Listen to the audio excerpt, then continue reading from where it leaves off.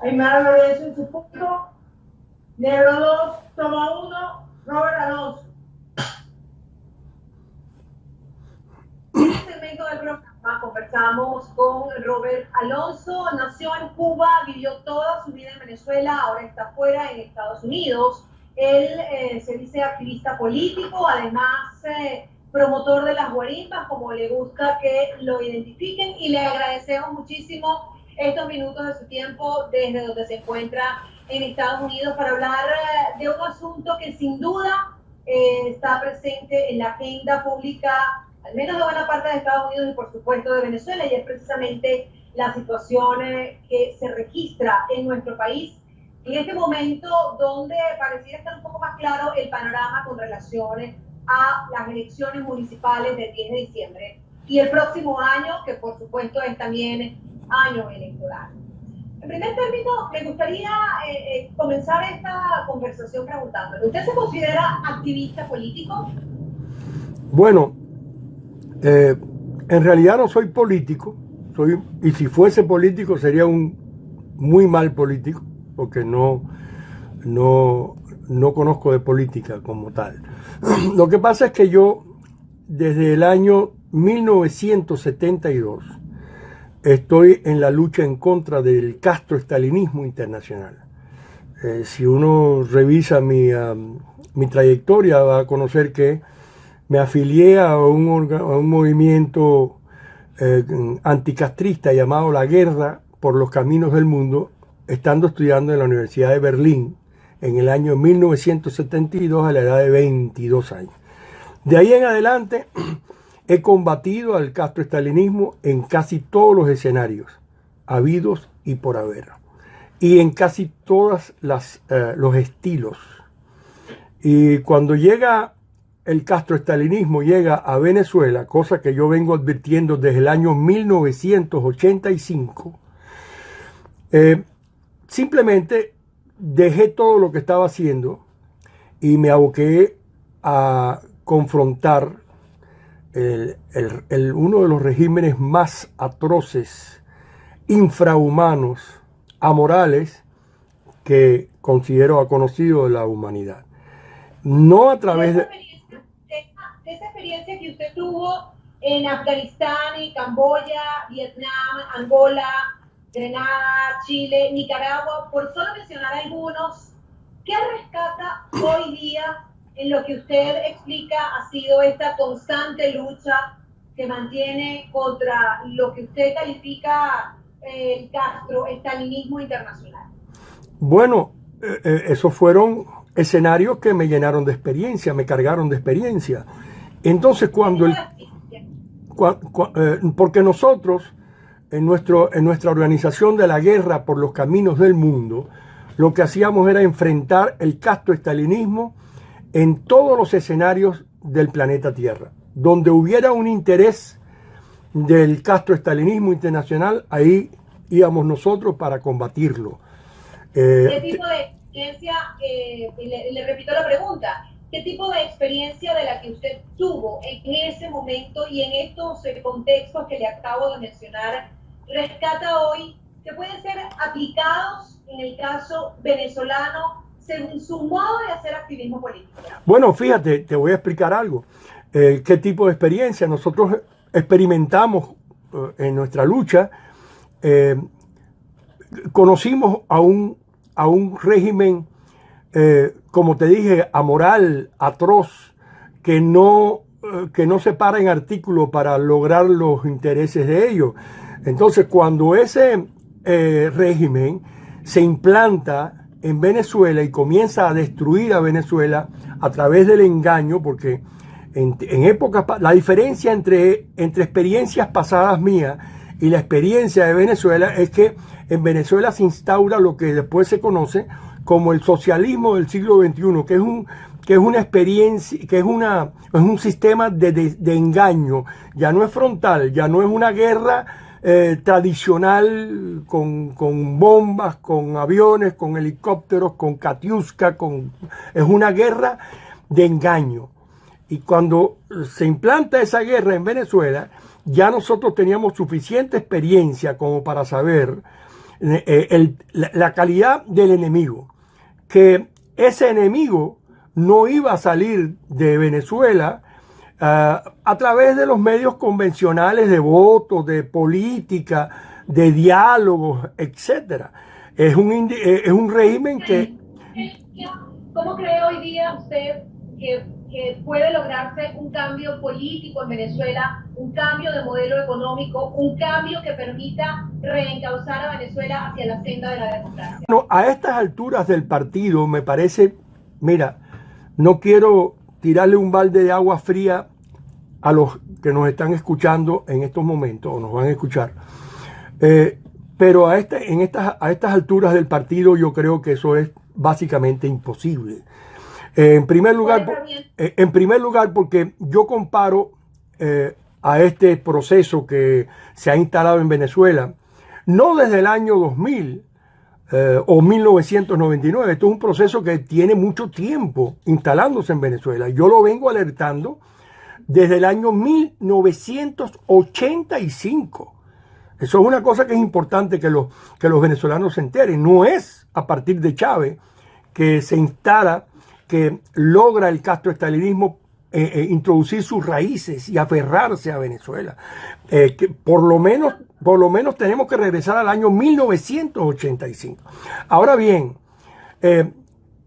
yo lo comparo con un tumor cerebral maligno.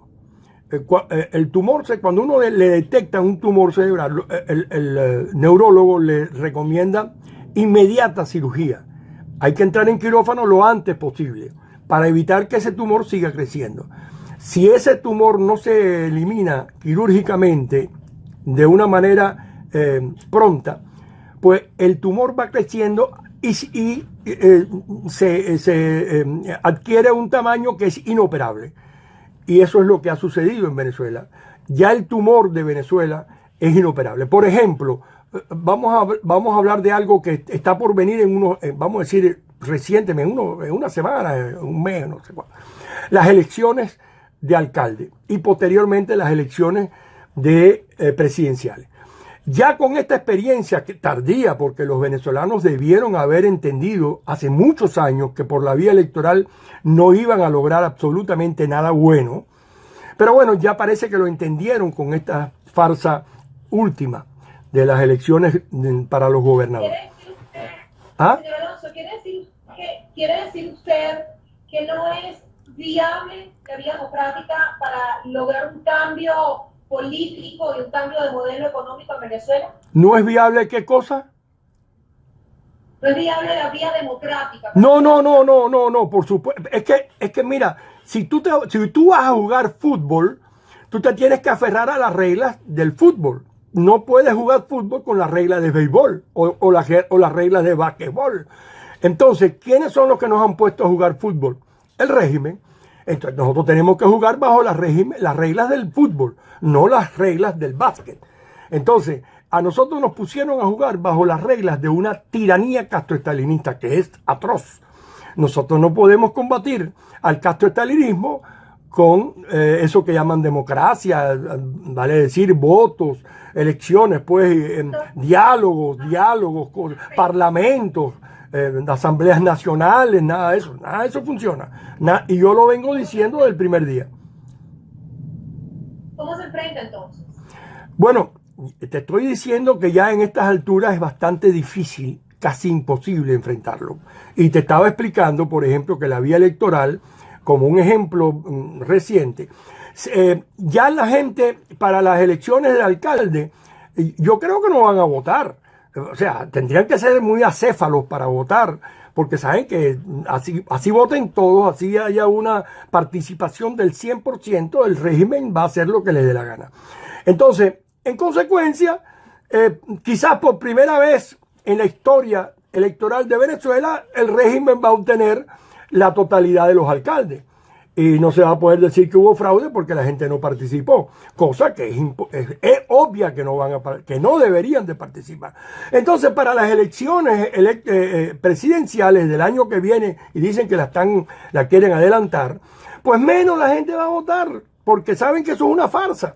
Entonces va a ganar el candidato posiblemente único.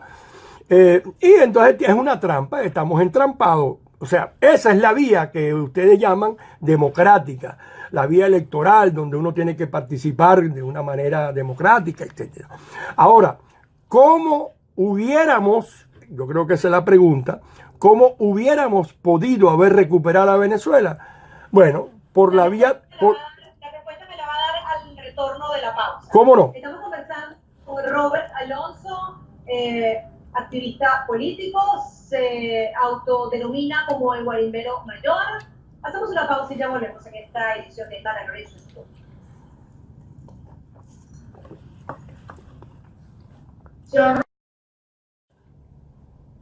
Continuamos en esta conversación con Robert Alonso. Antes de hacer la pausa, usted había mencionado que había señalado la inviabilidad de la vía democrática para lograr un cambio en Venezuela. Y precisamente me iba a responder cuál, según su criterio, sería la manera. Bueno, había comenzado a decir que la pregunta correcta hubiera sido ¿cómo hubiéramos podido recuperar a Venezuela? No cómo la vamos a... ¿Cómo la hubiéramos podido recuperar? Cosa que yo vengo... ¿Es recuperable en este momento? Para mí es irrecuperable. En estos momentos, para mí es irrecuperable. La gente lo que está sumida en una depresión colectiva demasiado grande. No hay ningún tipo de liderazgo, ni colectivo, ni unitario. El régimen tiene todos los controles habidos y por haber, no solamente dentro del país, sino fuera del país. La comunidad internacional, por mucho que digan y por mucho que vocifere Donald Trump y la Unión Europea y todas esas cosas, ellos se van a entender con quien ellos saben que va a levantar el teléfono en Miraflores o, en su defecto, en La Habana. Disculpe, ¿y tiene un atrevimiento de su parte de decir que en Venezuela no hay liderazgos ni políticos ni sociales? No hay ninguno. Fíjate, y te voy a explicar por qué. Te voy a explicar rápidamente por qué. En Venezuela, como sabemos, y lo hemos venido diciendo en este programa, y lo vengo diciendo desde el año 2000, cuando se instauró el castroestalinismo en Venezuela, se ha implantado, rige una tiranía castroestalinista. Es una tiranía castroestalinista. Las tiranías castroestalinistas en ningún lugar del planeta permiten oposición. Eso es elemental, eso es elemental. No hace falta haber estado luchando contra el castroestalinismo más de 43 años como yo para entender que en una tiranía castroestalinista no puede haber oposición verdadera. En consecuencia, lo que hay en Venezuela es una falsa oposición. Y ahora... Escucha, sí. ¿Por qué usted que dice que tiene 43 años luchando contra el castroestalinismo no ha tenido éxito? Bueno, porque comencé en el año 1972 en Berlín. ¿Por eso no ha tenido éxito? ¿Cómo? O sea, usted dice que tiene 43 años luchando con el castroestalinismo, pero no ha tenido éxito. ¿Por qué cree que no ha tenido éxito? No hemos tenido éxito porque Castro ha sido, Fidel Castro, hoy ha fallecido, ha sido extremadamente hábil para lidiar incluso con su hiperenemigo a 90 millas de distancia. Pero ese fracaso me ha dado a mí la experiencia para alertar a otros pueblos, no solamente al pueblo venezolano, a otros pueblos como el Chile, por ejemplo, en su momento, para alertarlo a que no fracasen como hemos fracasado aquellos que tenemos muchos años, décadas luchando contra ese enemigo. Y los venezolanos han cometido no solamente los mismos errores que cometió el pueblo cubano, sino han incrementado en errores. Por ejemplo, ahorita mismo están poniendo su esperanza en... ¿Ah? Usted ha cometido errores, porque bueno, que se incluyen todos esos venezolanos. ¿Cuáles han sido sus errores? Por supuesto. Una vez yo di una entrevista en Venezuela, una charla en Venezuela, y me dijeron, bueno, pero usted lo que ha hecho es fracasar. Yo digo, sí, yo soy experto en fracaso, tengo un doctorado en fracaso. Eso me da a mí la moral, vamos a decirlo así, o me da las herramientas más que moral, para explicarle a los venezolanos que no me imiten, que no fracasen donde hemos fracasado nosotros los cubanos. Ahora, ¿dónde hemos fracasado, por ejemplo, los cubanos? En pensar que los Estados Unidos nos van a liberar. Y eso es lo que están haciendo los venezolanos en estos momentos, que pensando que Trump los va a liberar y pues ya no les queda otra que poner su esperanza en poder... porque hay muchos venezolanos como yo que no piensan que Estados Unidos nos va a liberar. Creo que está incluyendo a todos los venezolanos en el mismo saco. No, yo estoy hablando en la inmensa mayoría, no casos puntuales, porque los casos puntuales en realidad no cuentan.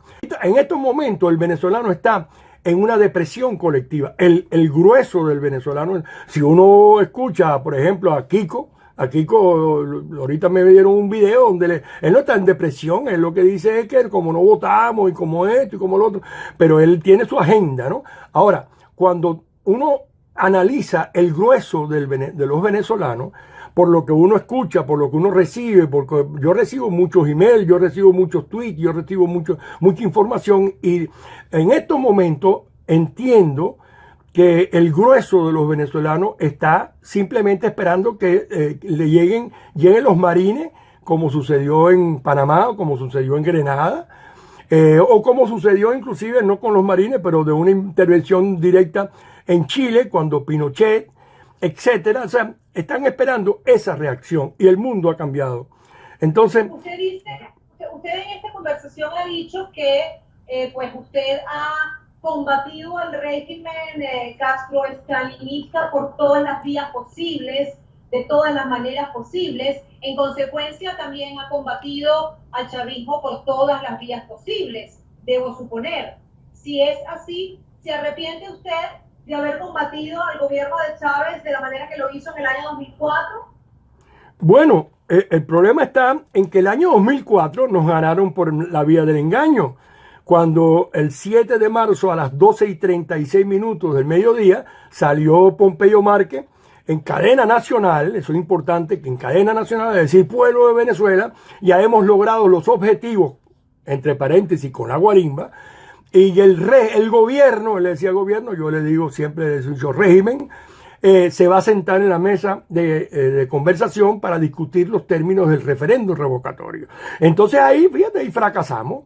Yo jamás pensé que íbamos a fracasar por esa vía. Entonces eso me enseñó, ese fracaso me enseñó que en el año 2010, 2014, le dijera a mis seguidores, no escuchen a los burundangueros, no escuchen a los falsos opositores, y escucharon a los falsos opositores porque mataron la sublevación cívica, que era importante, muy importante, más importante que esta del 2017, la mataron con diálogo, con el engaño nuevamente, de una manera fabianista. Referencia al año 2004 me refería a precisamente lo que ocurrió en la finca Dactari, terreno de su propiedad. Bueno, en la finca Dactari lo que sucedió fue que me sembraron, estando ya fuera de Venezuela, me sembraron a un grupo a un centenar de colombianos que alegaban ser de la autodefensa de Colombia. Ya yo tenía ya más de casi un mes fuera de Venezuela. Eso fue lo que sucedió. Pero a lo que tú te refieres de la lucha en el 2004 fue la guarimba. Dígame. ¿En qué fecha salió usted de Venezuela en el 2004? Yo me fui de Venezuela en el 2004, sí. En abril de 2004. Y la explosión de los Paracachitos fue el 9 de mayo, Día de las Madres de ese mismo año, 2004. Y yo me entero por sorpresa porque mi madre me lo anuncia. Yo la llamo para felicitarla por el Día de las Madres. Y ella me dice, hijo, ¿estás viendo Globovisión? Pues aquí se veía Globovisión entonces. Bueno, todavía se ve. Y yo le dije, no, ¿qué pasa? Y dice, tu finca está invadida por la DC, por el ejército, por esto, por lo otro. Y ahí fue cuando yo me entero de los Paracachitos. Usted en esta conversación ha dicho que ha combatido por todas las vías posibles al castro-estalinismo, incluso por la vía subversiva. No, subversiva no, por la vía militar, porque eso no es subversión, eso es una vía militar frontal. Sí, claro, por supuesto, en Angola, en Afganistán, en Vietnam, en todos lados. Inclusive en Venezuela, en el Esequibo. Cuando le hago la pregunta sobre la confrontación, pues la defensa, su combate hacia el castrostalinismo, y me refiero precisamente al caso venezolano, ¿lo ha hecho también por la vía subversiva? No. Nosotros no, yo no creo en la vía subversiva, yo creo en la vía militar, pero no subversiva. Eso no es subversión, eso es una lucha frontal tradicional. Pero es una lucha que en Venezuela no procede para combatir el castrostalinismo por muchas razones. No hay las vías, no hay los medios, no hay el financiamiento, hay que combatir, o debió haber sido combatido por la vía de la resistencia cívica no violenta. Una última pregunta para finalizar, porque se nos acaba el tiempo y quisiera que fuera concreto en su respuesta. Usted ha dicho hace minutos que los venezolanos estamos sometidos a los designios de falsos líderes opositores, de falsos profetas, como mencionó en una pasada entrevista. ¿Quién, según usted, serían los verdaderos líderes, los verdaderos profetas en el caso venezolano? Ninguno. Estando Venezuela bajo una tiranía castroestalinista, es imposible que exista un solo opositor verdadero a quien se le deje transitar, salir, entrar a Venezuela. Eso es imposible, eso no existe en una tiranía castroestalinista. Es decir, que todos los opositores, según usted, tienen un precio. Absolutamente todos. Muchísimas gracias. Conversamos en esta edición con Robert Alonso. Hasta una próxima.